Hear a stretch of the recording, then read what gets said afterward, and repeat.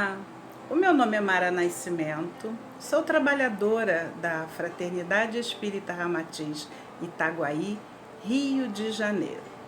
Hoje estamos trazendo uma reflexão quanto ao nosso comportamento diante das perdas de entes queridos que retornaram ao plano espiritual. A bem da verdade, ninguém lida muito bem com a ideia de morrer ou perder um ente querido, não é mesmo? Aliás, esse termo perder, nós o aplicamos de forma inadequada. Nós perdemos celulares, chave do carro, perdemos a carteira, mas não perdemos entes queridos, pessoas que amamos, não é mesmo? Mas apesar de termos passado por isso muitas vezes, apesar de termos perdido dezenas de amigos e parentes ao longo da nossa vida, nós vamos sofrer de novo quando outro mais se for.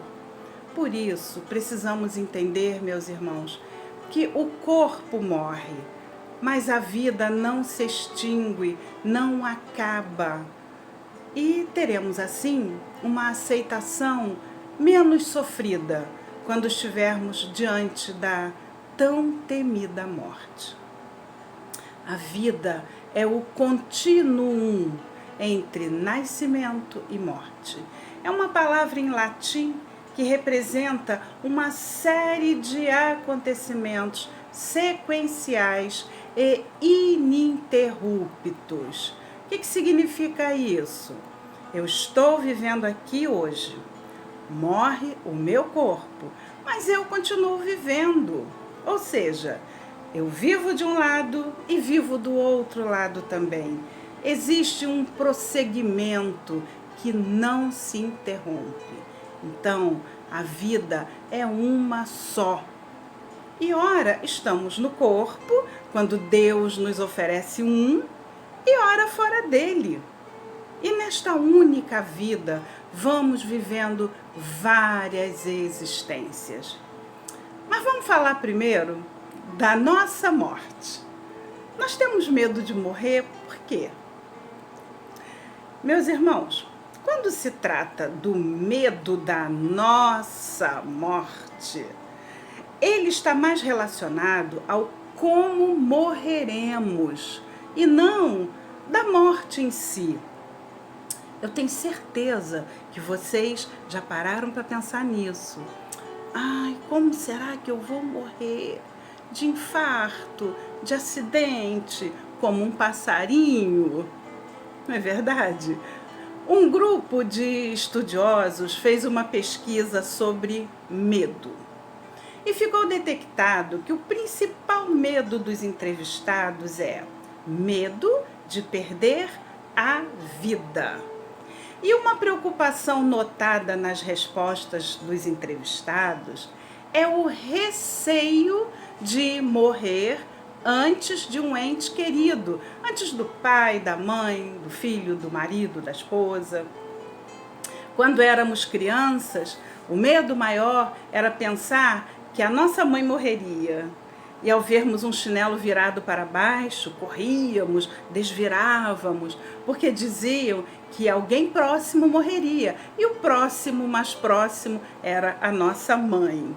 Mas tirando os excessos, os exageros e as crendices, esse medo da morte é natural, espontâneo e necessário. Ele vem do nosso próprio instinto de sobrevivência. E é uma tendência natural do ser humano ter medo do desconhecido. Então, até certo grau, ele é saudável. Porque se a gente não teme a morte, podemos colocar a nossa vida e a de outras pessoas em muitos perigos. O espírito Joana de Ângeles, sobre isso, nos diz que não devemos temer a morte, mas também não devemos desconsiderar esse momento. Esse desconsiderar seria não provocar situações que nos tirariam da abençoada oportunidade concedida através da vida na carne. Mas vamos entender melhor sobre esse processo morrer. A doutrina espírita, meus irmãos, nos explica o porquê da vida, quem somos, de onde viemos e para onde vamos. Nós somos espíritos, não somos da terra, estamos na terra. E para o nosso espírito se mover aqui, ele precisa de uma roupa especial, que é o nosso corpo físico. A nossa casa verdadeira é no mundo espiritual e um dia vamos voltar para lá. E não existe outra maneira que não seja através da morte do corpo. E vocês conhecem alguém que tenha ficado aqui para sempre? Não tem. Estamos em viagem aqui na Terra, com muitos objetivos e também com vários acompanhantes para viajar conosco.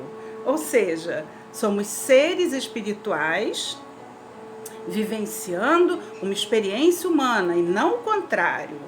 E se livrar desta vestimenta física, ou seja, morrer, pode acontecer de forma natural ou acidental, ainda criança, muito jovem, já velho.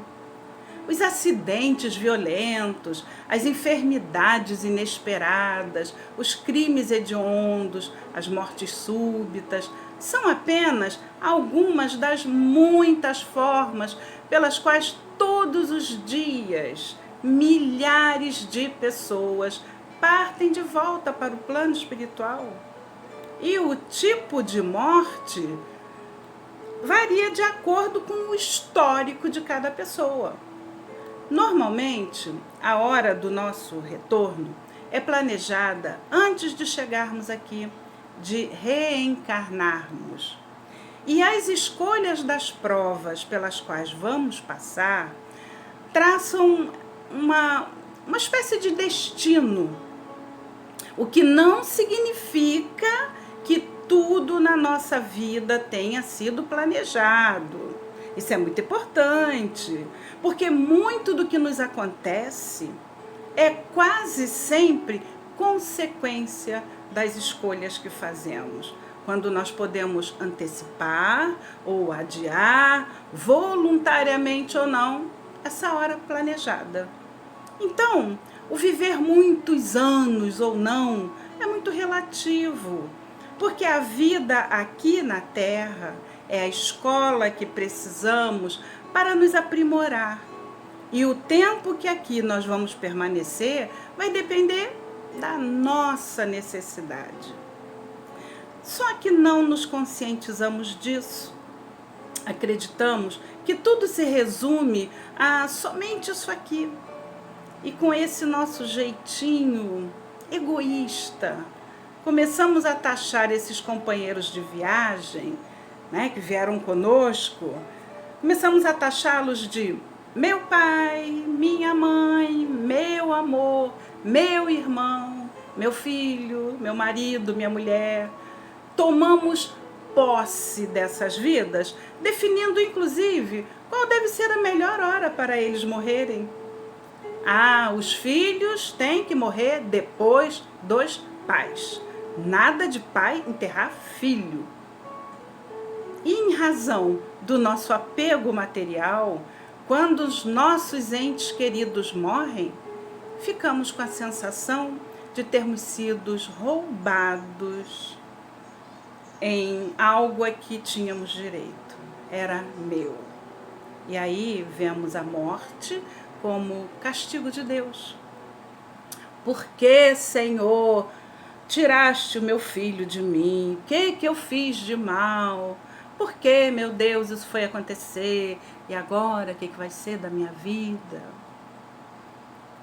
Meus irmãos, não podemos enxergar Deus, que é só amor e misericórdia, como um ser injusto, cruel, que coloca a sua vontade, a sua autoridade acima das leis e da justiça.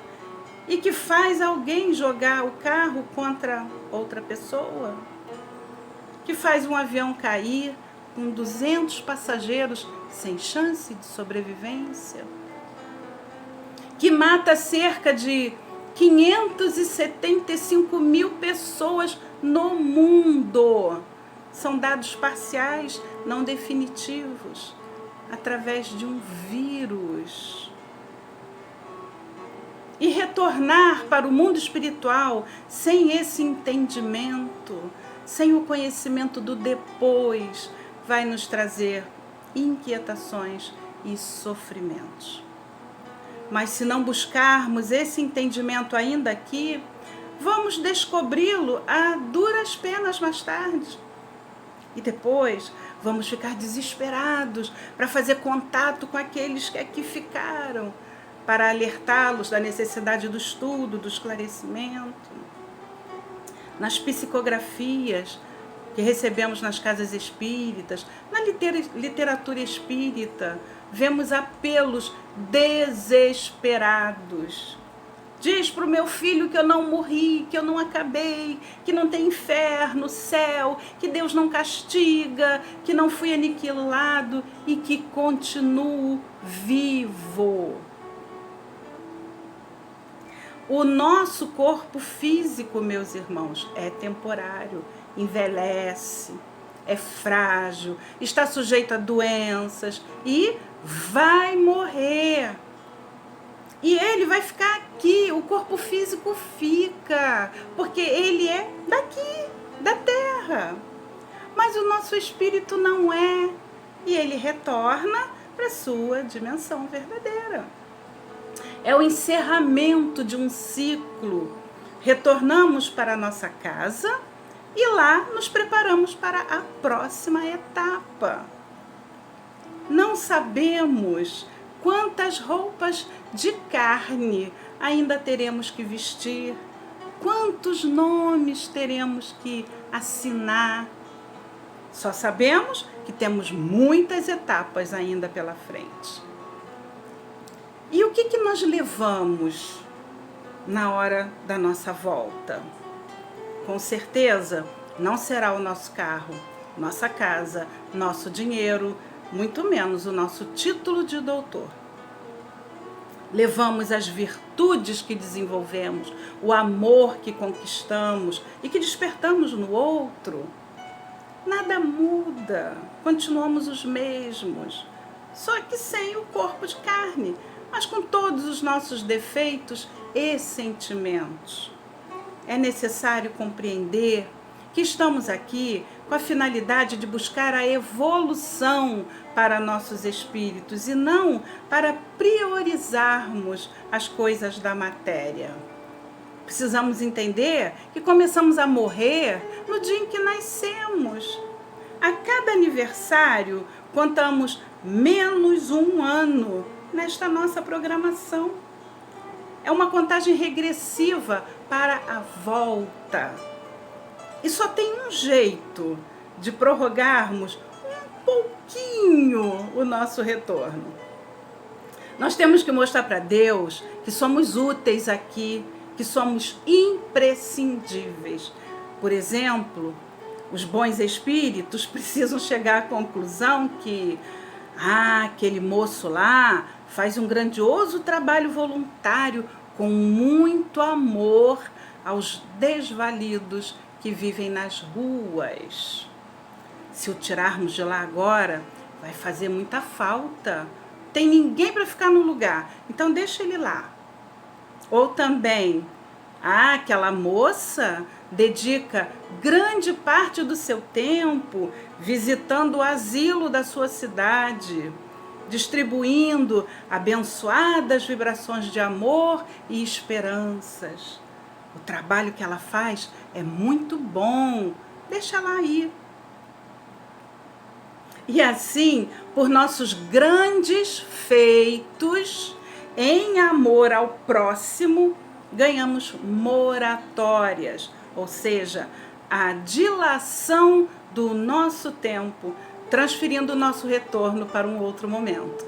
Mas nós vamos ter que retornar uma hora, tem jeito não, hein? Isso aí é só uma prorrogação. Por isso, cada dia que despertamos aqui na Terra, ao abrirmos os olhos, devemos agradecer a Deus a oportunidade de mais um dia na carne, para fazermos algo de proveitoso a nosso favor e do próximo. Até porque não sabemos se acordaremos aqui novamente no dia seguinte, não é verdade? A única certeza que temos, meus irmãos, a partir da nossa chegada aqui, através da reencarnação, é que teremos que retornar. É certeza de que morreremos um dia com a incerteza do momento em que isso irá acontecer.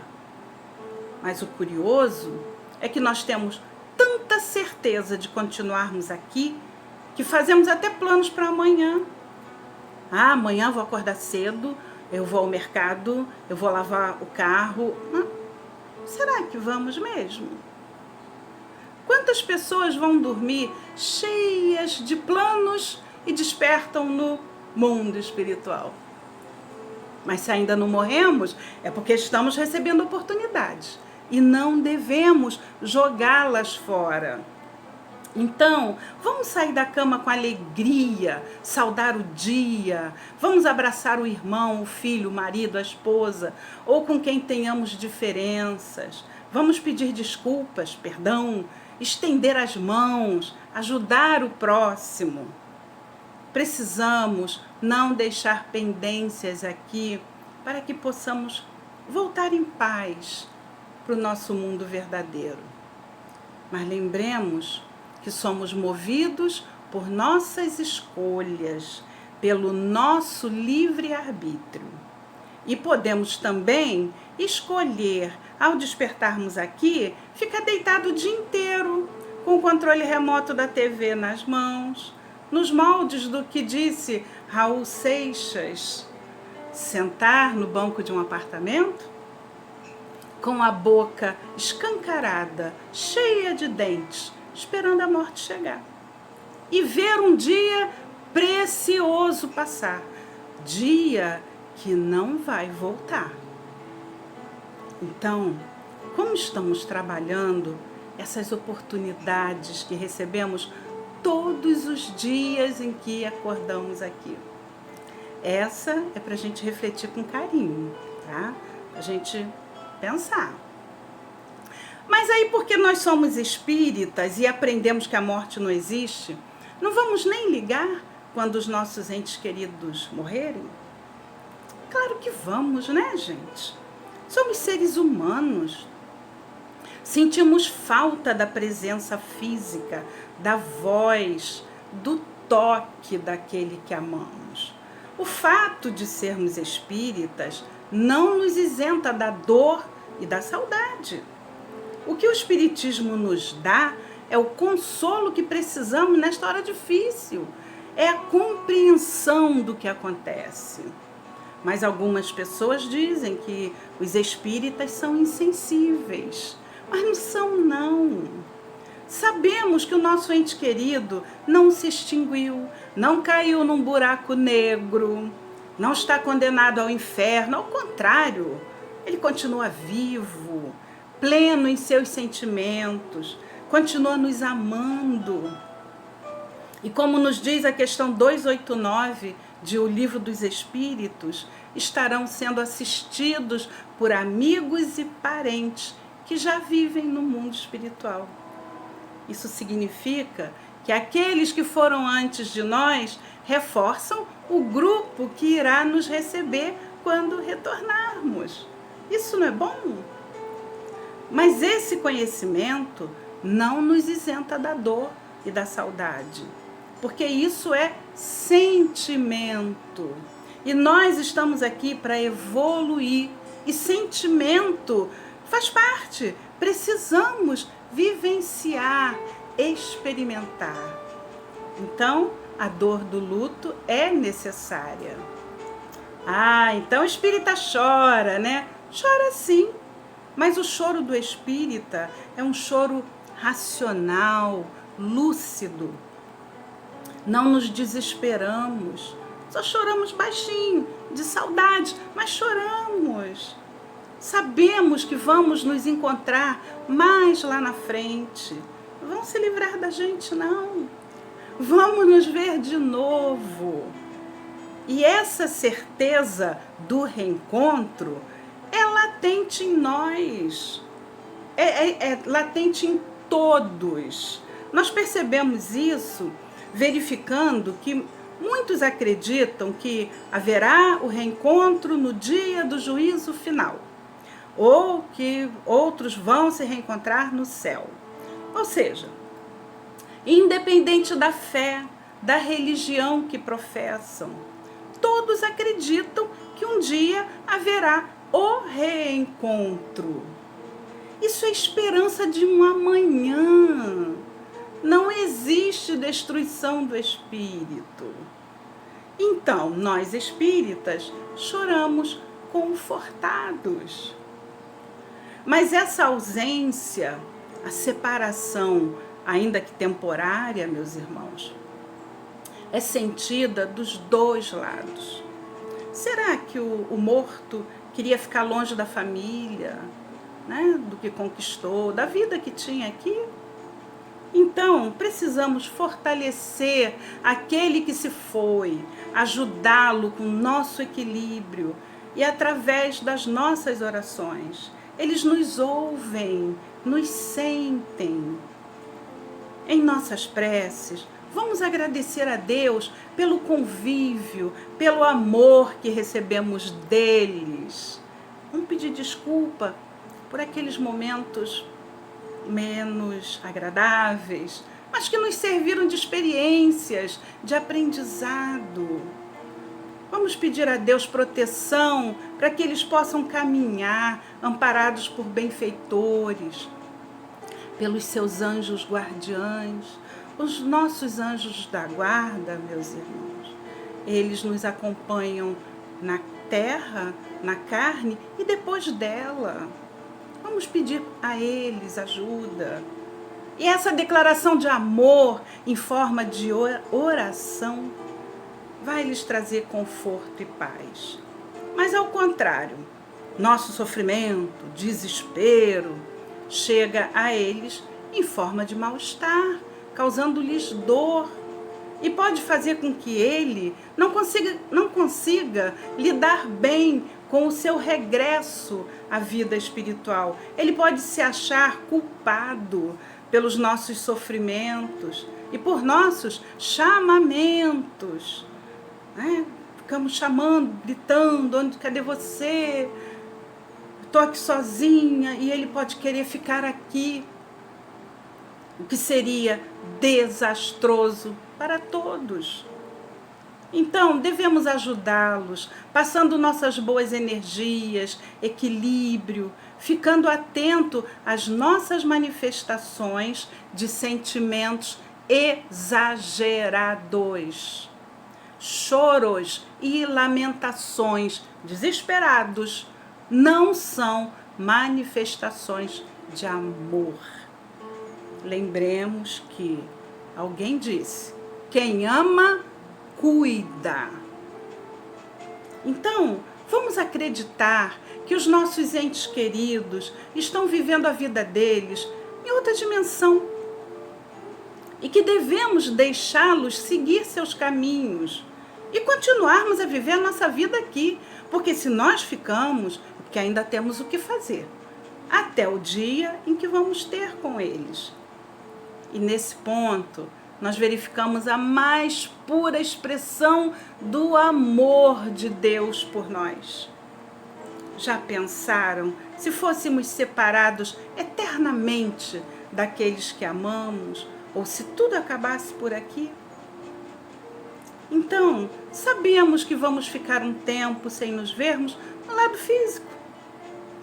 Mas antes do reencontro, pela misericórdia do nosso Pai, nos é permitido breves encontros através do sono. É verdade. Durante o sono, só o corpo repousa. Nosso espírito não dorme, não. Questão 402 do Livro dos Espíritos. O sono liberta a alma parcialmente do corpo. Quando dorme, o homem se acha momentaneamente no estado em que ficará de forma definitiva depois da morte, em espírito. Ou seja, treinamos morrer todos os dias. A diferença é que aquele que dorme volta, acorda aqui novamente, né? E nosso espírito aproveita a hora do sono, do repouso do corpo e vai onde quiser. Aí saímos do corpo e de espírito para espírito. Se nos for permitido, nos reencontramos com os nossos queridos. Matamos a saudade, contamos as novidades e quando despertamos nos sentimos confortados, mesmo que não lembremos de detalhes. Na grande maioria das vezes, nós lembramos de pedacinhos, né, daquilo que a gente chama sonho. Mas guardamos no nosso íntimo a sensação de uma coisa muito boa e encontramos forças para continuar. Tenhamos a certeza de que eles vivem. Isso nos acalenta o coração, nos traz esperanças, até porque, se eles estão vivos, nós também viveremos. Isso não é uma boa notícia?